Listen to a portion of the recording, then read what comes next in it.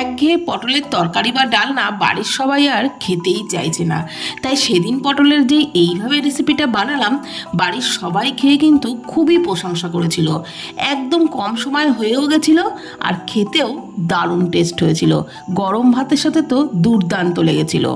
রেসিপিটি তৈরি করবার জন্য এখানে পটলগুলোকে গোটা গোটাই রেখেছি, আর দুদিকে একটু চিড়ে নিয়েছি।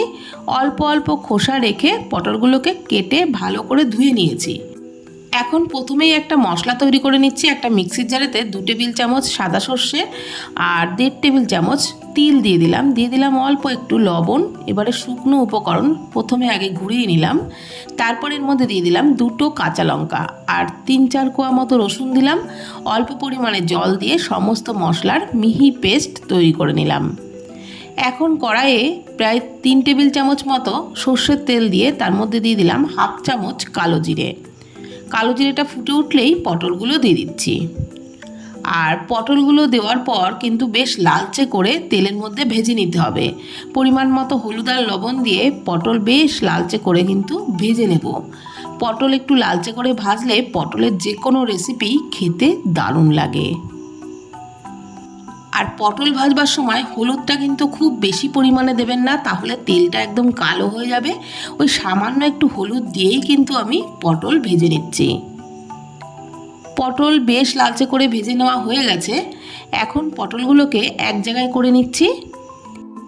এক জায়গায় করে নিয়ে গ্যাসের ফ্লেম বন্ধ করে দিলাম। তারপরে ওই যে মশলার পেস্টটা তৈরি করে রেখেছিলাম সেটা দিয়ে দিলাম।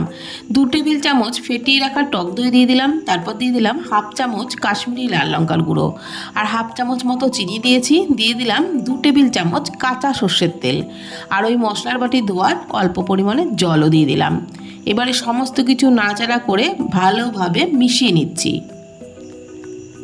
মিশিয়ে নেওয়া হয়ে গেলে গ্যাসের ফ্লেম অন করে দিয়ে ঢাকনা চাপা দিয়ে একদম গ্যাসের ফ্লেম লোতে রেখে 5 মিনিট মতন ফুটিয়ে নেব।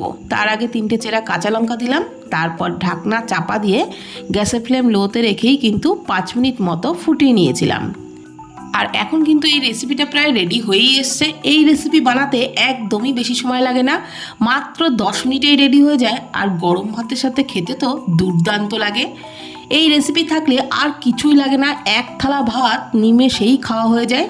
পটলগুলোও ভালোভাবে সিদ্ধ হয়ে গেছে আর ঝোলটাও কিন্তু একদম গামাখো হয়ে গেছে।